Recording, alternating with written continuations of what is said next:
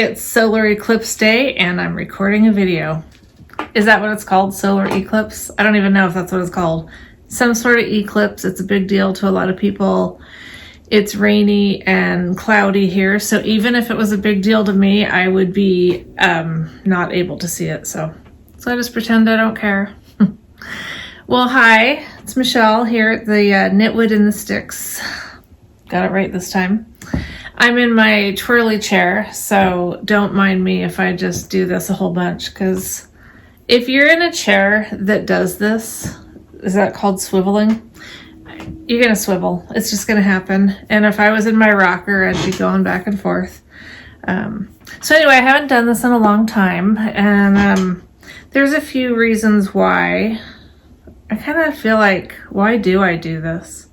I like you guys. That's a reason. That's a reason to do it. And so anyway, I was kind of thinking, is this something that I should spend my time doing? Like, I don't want to do things if I'm going to get all theological on you. If it's not God's will, something that God wants me to be doing, then I shouldn't be doing it. So, I put it to God. I'm like, hey, should I be doing this? And I've been waiting for God to answer me. And that's why it's been so long, because I don't pick up on subtleties real well. And I don't know, Jesus hasn't said, yes, go record a podcast. And that's pretty much what I need. I need the voice of God to tell me what to do.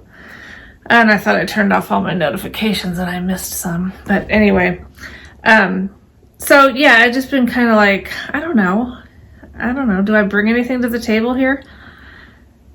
I do have some stuff on my table. So, technically, yes, I do bring something to the table here. And I guess I'll just start showing the things that I've brought to the table here. And then I'll tell you all the reasons why it's really been so long. In addition to not wanting to just be, feeding my ego or doing anything like that. And another reason, I'll be honest, I'm just going to just be honest with everything. So, I know this wouldn't keep me from recording, but I got a haircut. Like, she didn't cut a lot, but it has thrown off the whole thing for me. So I have another haircut with another place on Thursday to try to fix what she did, because she just did some weird stuff and I don't like it. And then I don't like wearing makeup anymore. Like, I just don't like how it looks. I've never liked how it feels, but I'm not gonna, like, when you're young and you put on makeup, it's like, oh, yeah, I'm like, I look good. Or, you might not say that, but you'd be like, I don't know, it's like it elevates, when you're young and you put on makeup, it kind of elevates your look, right?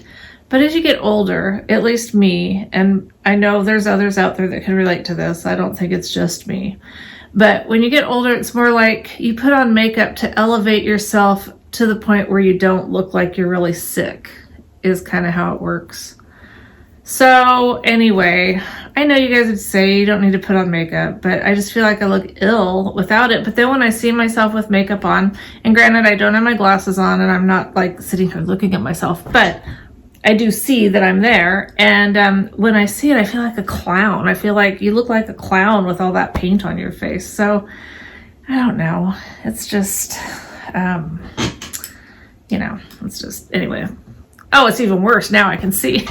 Just kidding. Anyway, I finished a pair of socks. These were the Fruit Loop socks by Chit Chat Knits. And if you follow me on Instagram, you're like, yeah, you finished those months ago. That's because it's been so long since I've done this. But anyway, I like how they looked. I had to go to 3 different places in my house to find both socks, because that's just how it is. Most of my socks stay together. I really don't know why these were in 3 different parts of the house. There's only 2 socks. So no, it wasn't in 3 parts of the house. I had to look in 3 parts of the house. Anyway, they were fun socks to knit. I did them exactly as the pattern said, because it was like a test knit. And it's Chit Chat Knits. Darcy did a great job with the pattern. It was well written. This is Barnyard Knits is this part here. The pretty red. I knew this at one point. Candy Shop yarns. And I'm not sure about the gray, but yeah, they were fun. I have to say this part up here was a little bit tedious for my hands. It wasn't difficult, but it was just kind of like tedious on my hands because you're doing a lot of through the back loop, I think, if I remember right. But we know we can't really count on my memory. But I just remember feeling like my hands kind of hurt. But, I mean, that's not the pattern's fault. That's probably just my hands. I did finish, ta-da, the massive crochet blanket, the hexagon join as you go. I've linked it before, the video tutorial that I followed, and it just goes on, and I can't really show you the whole thing. But it's all done. It's super heavy because it's DK weight. It was fingering weight yarn that I held double.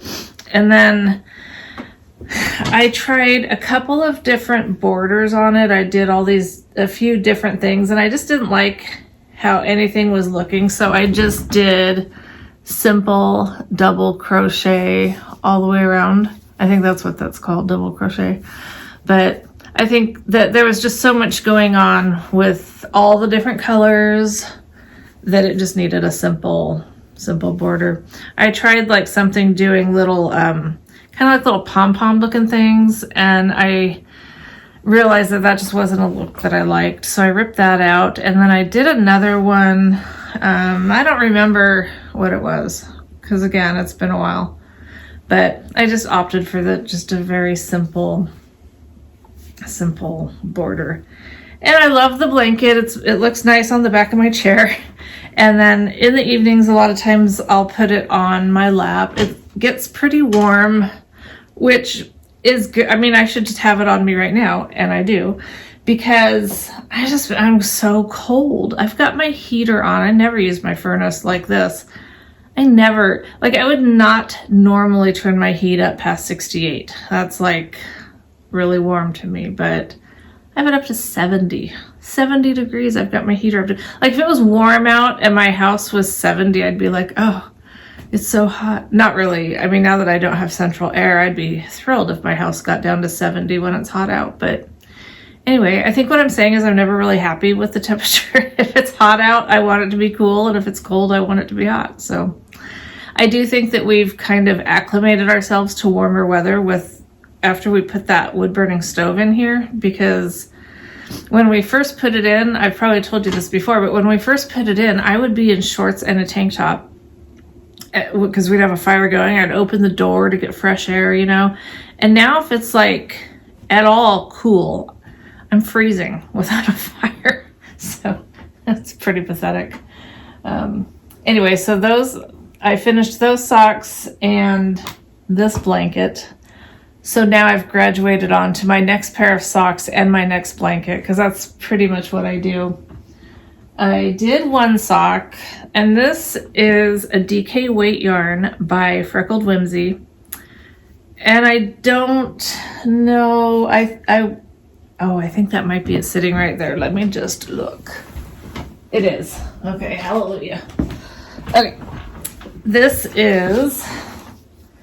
I know I need to just leave the dang glasses on. Someday I'm going to learn to just leave them on and not take them on and off. This is her DK Weight Christmas Playlist is the name of this colorway. And I know, I missed the boat for Christmas, and I'm way early for the next Christmas. I just saw other people using it, and I really liked the colors. So I went for it. And this pattern is Maybe Baby DK sock pattern by, okay, I never get this right, but it's the Cozy Knit Girls or the Cozy Up Knit Girls. It's all those sisters. I mean, all the sisters. There's like 4 of them. It's not like, I mean, that's a lot. That's twice the amount of girls that I had, and it's 4 times the amount of sisters that I have because I don't have any. So yeah, there's a lot of sisters there. But anyway, they make good patterns, cute gals. And I really like this pattern because it's really cute, but it's super, super easy. So I did this one. I went toe up like I prefer. And I decided to just do the OMG heel again. But I couldn't remember I'm going to take them off. I couldn't remember for sure. I think part of the reason is I'd rather just be a blur if I look up and see myself. I couldn't remember for sure how far. I had it in my head that I knit to, I think, 8.5. That seems like too much. Maybe it's 8. Well, it's the number 13 on my sock ruler, which I don't have with me. So anyway, I have this point on my, I'm doing it, sorry, on my sock ruler that I normally would knit to before I do my heel. And that's what I had in my head forever. And then I couldn't remember if that was the point that I knit to do this heel, or if that's where I knit to do the Fish Lips Kiss, or if that was a good point to just do it for any heel. I couldn't remember. So I followed the OMG heel pattern by Megan Williams, and it said for the number of stitches I was doing to knit to 1/2 inch before your total foot length that you want. So I did that, and I think it's too long. I think it's too big. I mean, it's kind of big now, and that's before I've washed it, so I'm kind of bummed. I kind of think the sock's going to be too big. I should try it on again, but excuse me, it doesn't matter because I know I didn't knit far beyond the heel, but the chances of me ripping that out, ripping the heel out and taking it back and then it's just not going to happen. I'm just not that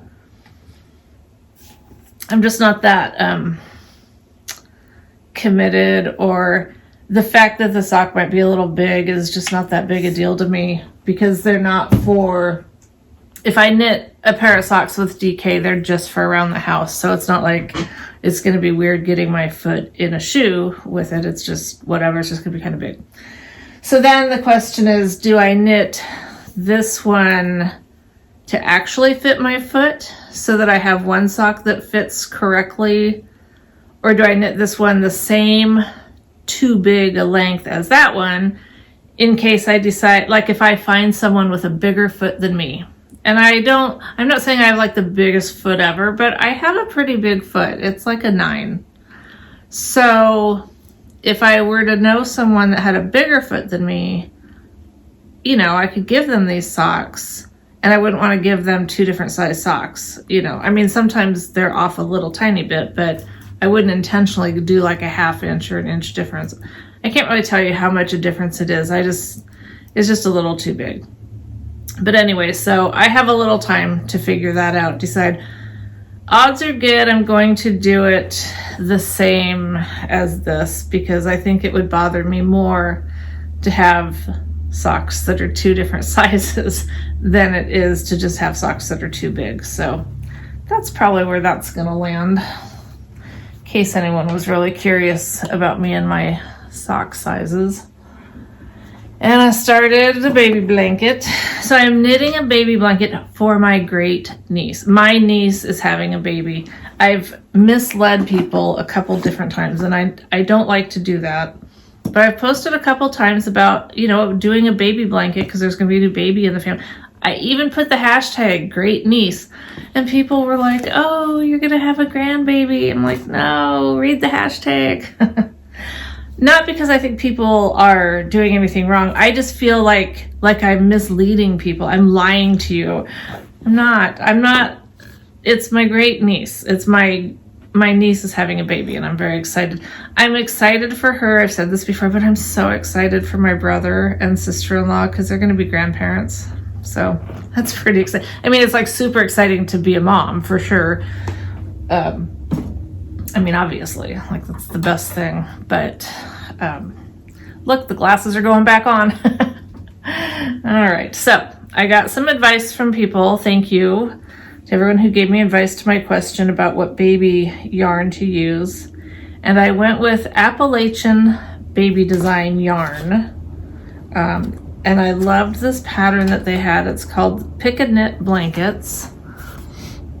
Let's see, and you can see the better picture here. So it's got a few different, very easy stitch designs on it.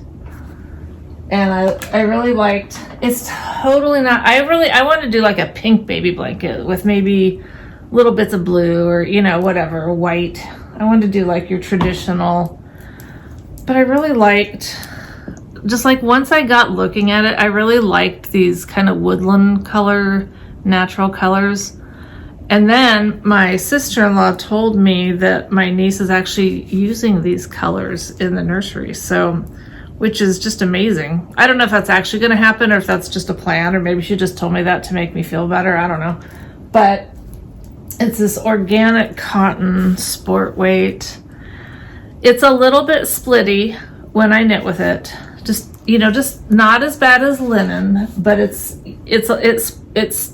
kind of thready, kind of splitty, but I don't care because I really like how it feels. I love how it feels right now, and I can only imagine how awesome it's going to be after it gets washed. So I'm definitely enjoying this. The blanket pattern gives you two options for doing either a square or a rectangle.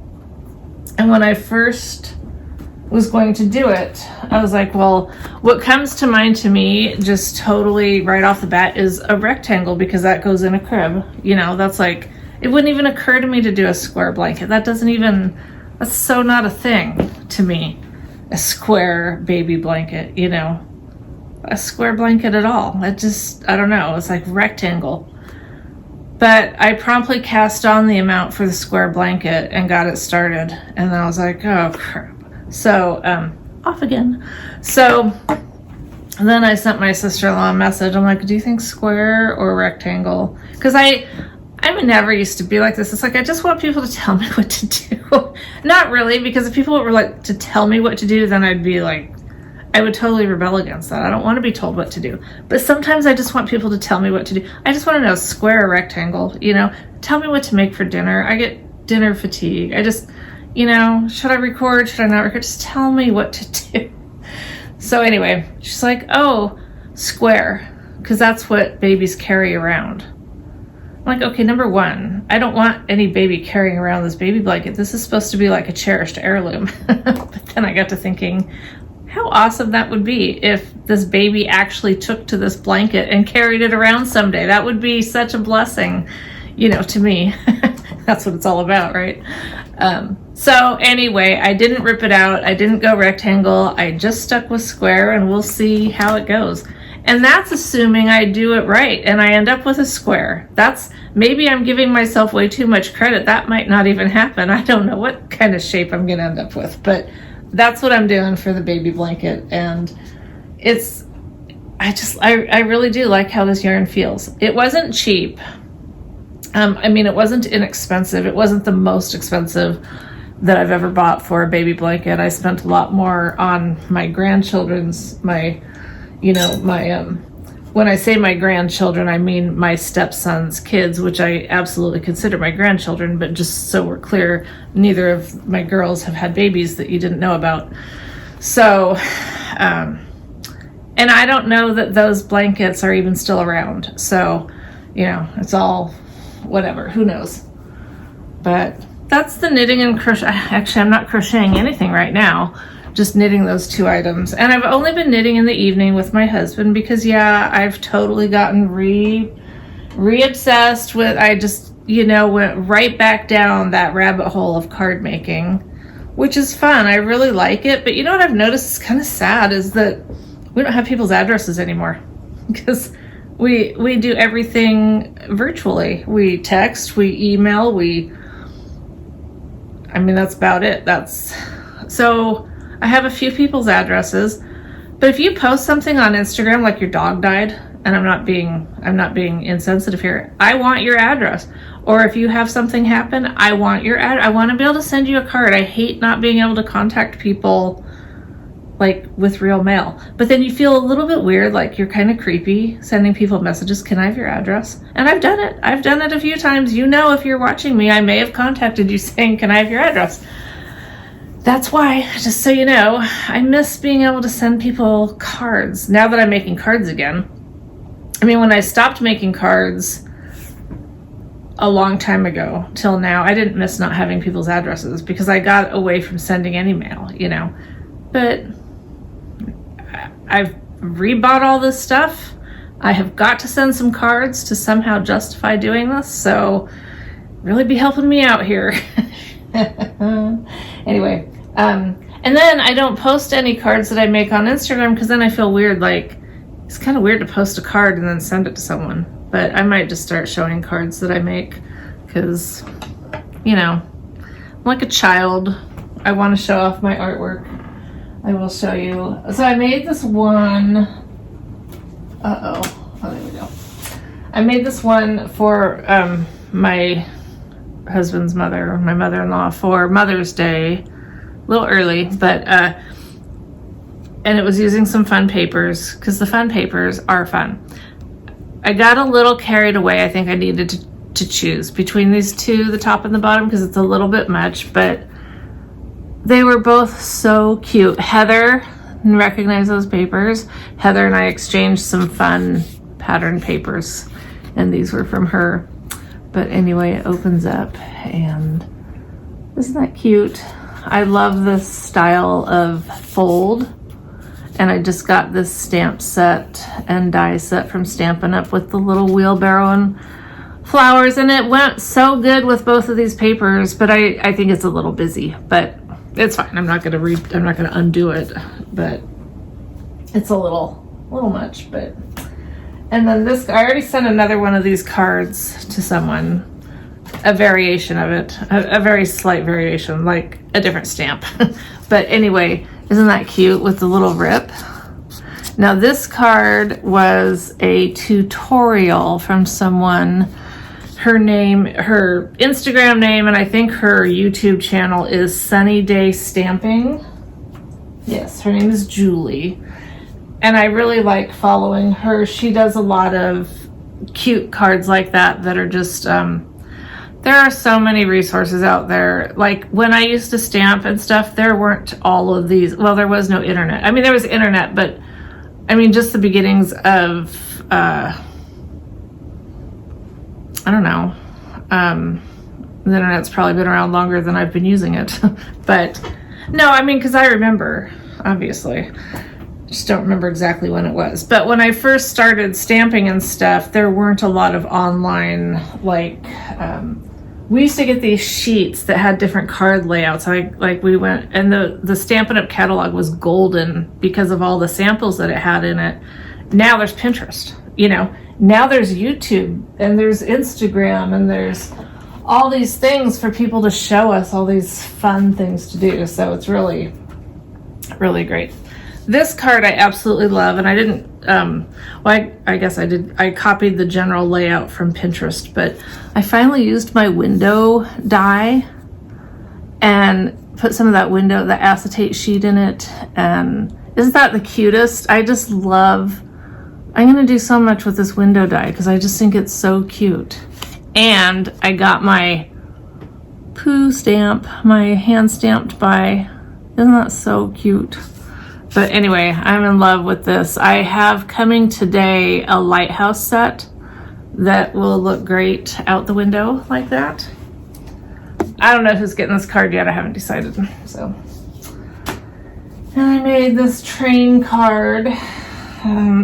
This isn't like the best card I've ever made. I got this train set that I loved and I did that with it, and then have a cool stamp on the inside.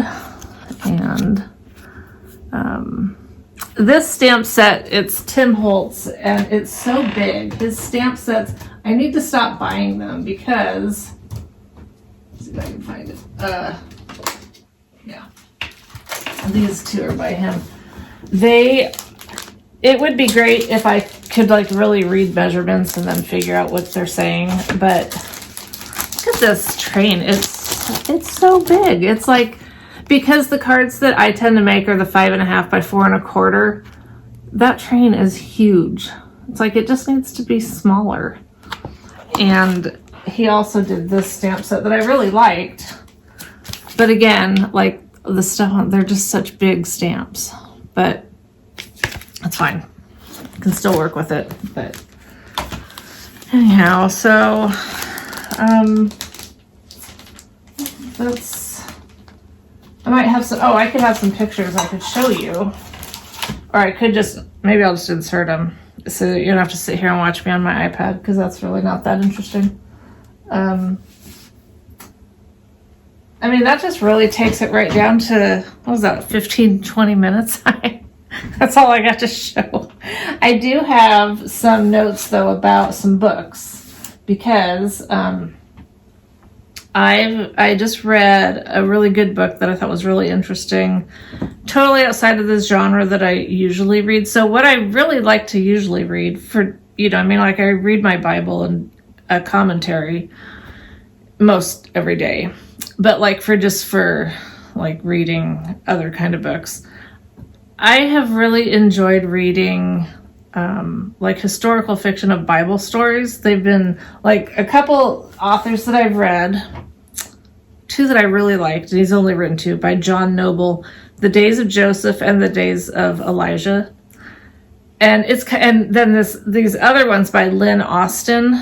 They're all like Old Testament, kind of like, Bible time, based on Bible stories, and they don't add to the scriptures, but they definitely like expand upon the story and give you potential storylines just to kind of bring the things to. It's the best way I can say it. If you've watched like The Chosen, if you've watched that, which is pretty good, you have to watch or read, or in my case listen, because I use Audible, knowing that you need to know what the Bible says and be able to differentiate between God's word and this author's imagination. And if you're not going to these stories for your Bible education, then, they're really kind of fun.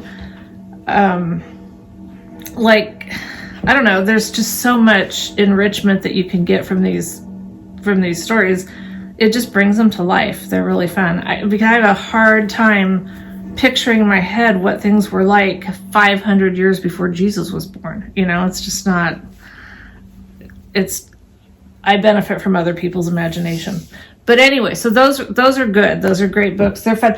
I don't like books with a lot of romance in them. That's so not my thing.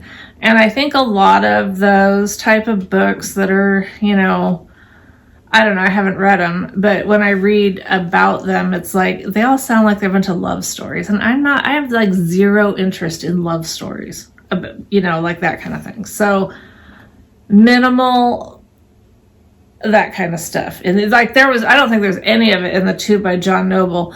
The ones by Lynn Austin, there's a little bit, but it's not bad. It's not all sappy and, they're pretty good stories.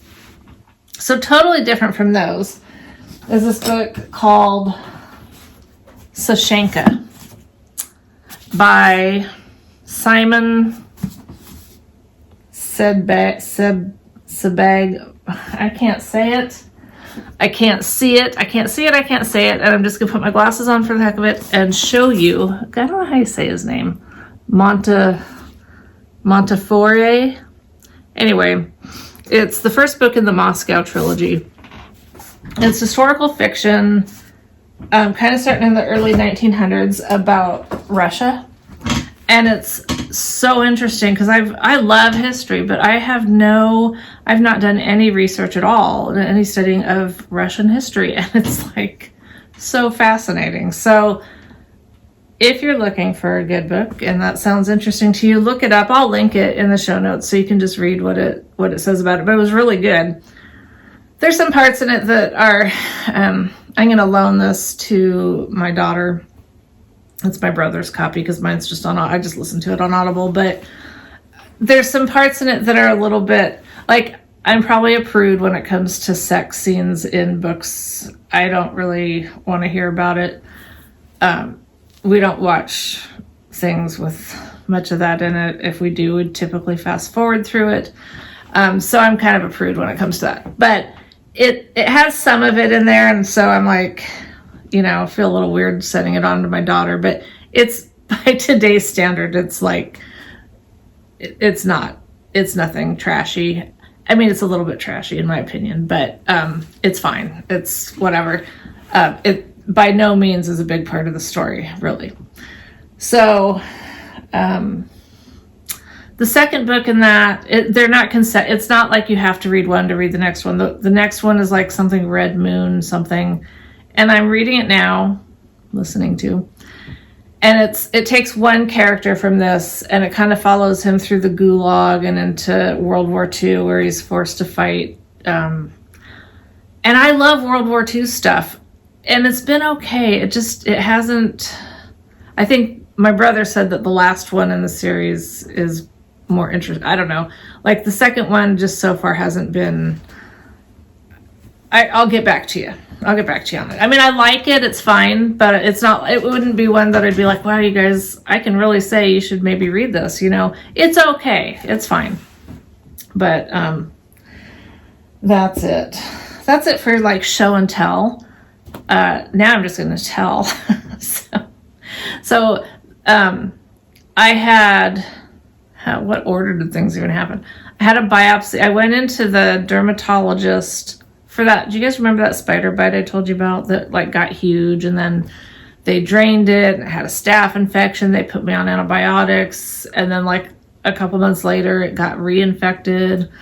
Well, they ended up referring me to dermatology. I finally went to dermatology, and spider bite thing was pretty much resolved, but I wanted to have a skin cancer check done because I used to lay in the sun all the time, put baby oil on, lay out in the sun, and getting an appointment to actually see a doctor at Kaiser is kind of like the eclipse happening. So I thought, don't throw it away. So I went, and she found one little thing on my calf. So she's like, we're going to scrape it and send it in for a biopsy. So they scraped it, sent it in for the biopsy. Well, biopsy came back benign, so that was great news.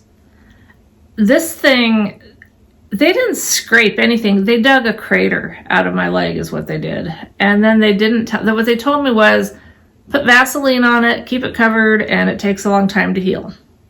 Well, they didn't tell me that I was going to look like I'd been in the jungles and got some sort of weird disease on my leg. It was so awful. It was disgusting. I was convinced it was infected. It looked infected. I took pictures. I sent it to everybody. Everyone was like, yeah, that looks infected. Sent it to Kaiser. They called and said, yeah, the doctor says that looks like it might be infected. They want you to come in. Kind of had a fever. So I go in, and the nurse was just like, no, it's fine. It's not infected. I'm like, okay, well, it looks infected. And the doctor said it looked infected. So I don't know. Maybe it's actually infected. I don't know.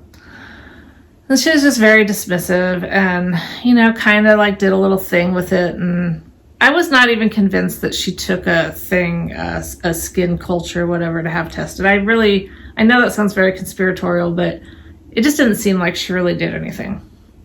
She just told me it was fine. So then, it's getting to be the weekend, and I don't want to have to drive an hour to go to urgent care because the Kaiser here doesn't have urgent care on the weekends.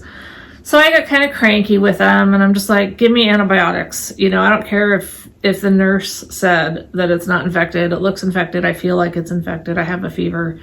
Give me antibiotics. So they did, and it just was kind of a pissing match. Then they told me to go back to urgent care. No, they didn't. They told me to go to the lab to get it cultured again. So I drive into town, go to the lab, wait in line, and then they tell me, oh, we don't do that here.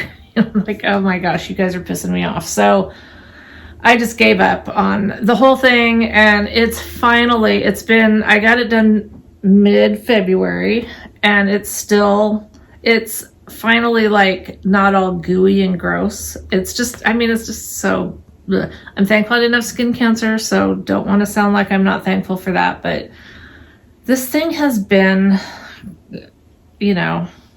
just an eye-opener. And then I sent him a picture again and just, said, I'm sorry that I reacted before, and I'm not trying to be a pain. I just want to know if this still actually looks okay, because I've never experienced this. It didn't seem normal to me. And I go, yeah, it's fine. These leg wounds take forever to heal. Like, okay, maybe next time show me pictures, let me know what to expect, because this is not what I expected. But anyway, that was kind of a thing that's been going on. So then I started physical therapy for my sciatica and back and stuff. And I went in, and they had me doing this thing, where you lay flat on your stomach and then you lift your front up. So you're basically bending your back opposite of what you'd think. So I was doing those, and then later that day I got really sick. My stomach hurt inside so bad that I thought that, this is going to sound stupid, but I thought maybe laying on my stomach like that, I had done something to one of my internal organs. Like, I was in so much pain. I've never experienced anything like it. Like, I couldn't even touch my stomach or, anywhere, my abdominal area. It hurt so bad. I can't even express to you, like, short of sounding like a total whiner, I just want to convey how much it hurt because it was so weird. And even at that, I wouldn't go back to Kaiser. I was just like, whatever, I'll die. I don't care. I just didn't know what was going on. I had a really high fever. It was so bad, but I was like, I'm not going back to Kaiser. They make everything worse.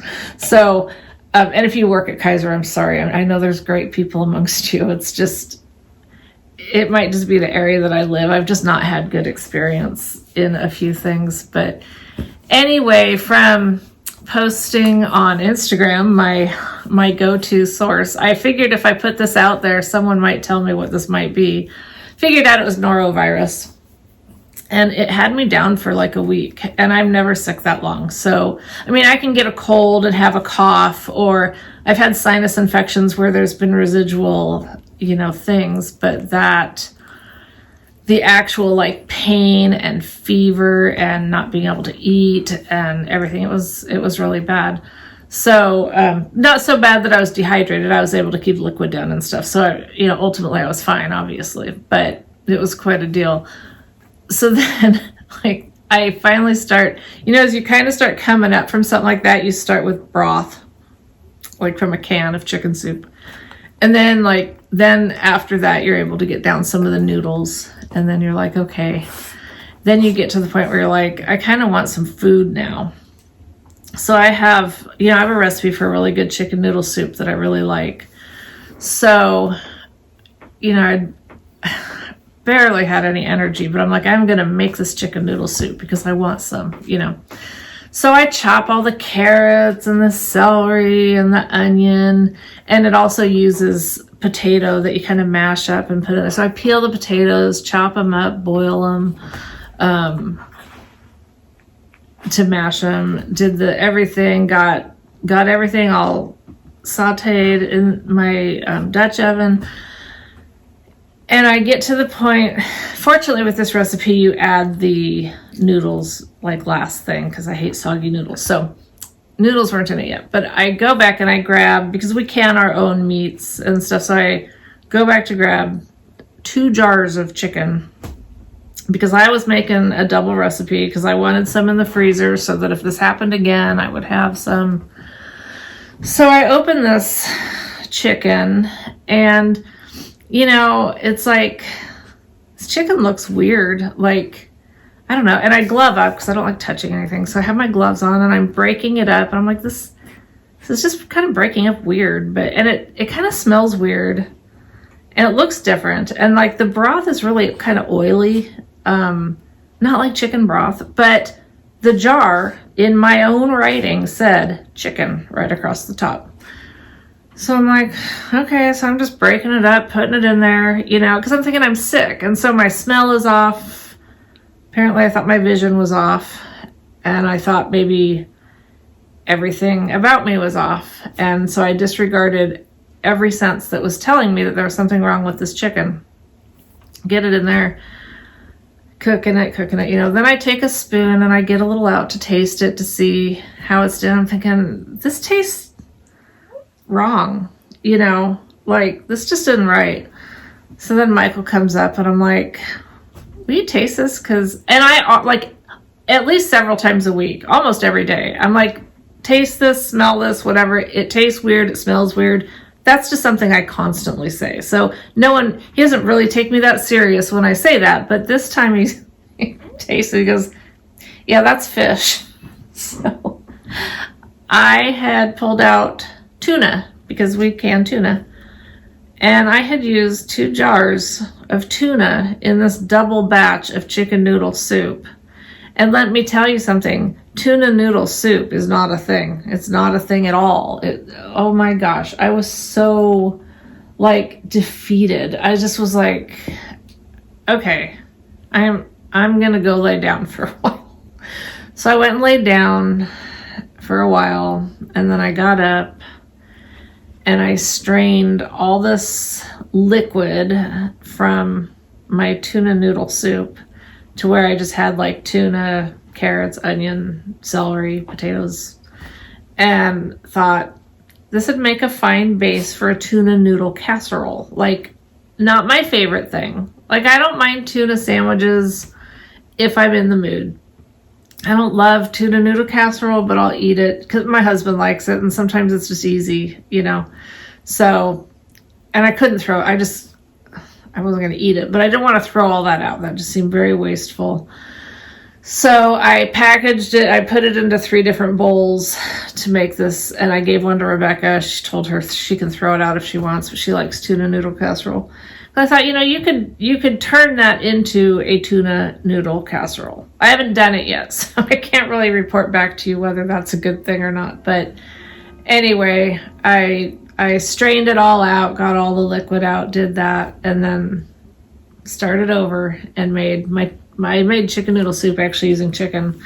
But it was kind of funny, just in a way that I would ignore every sense that I possess. Didn't use the common sense, apparently.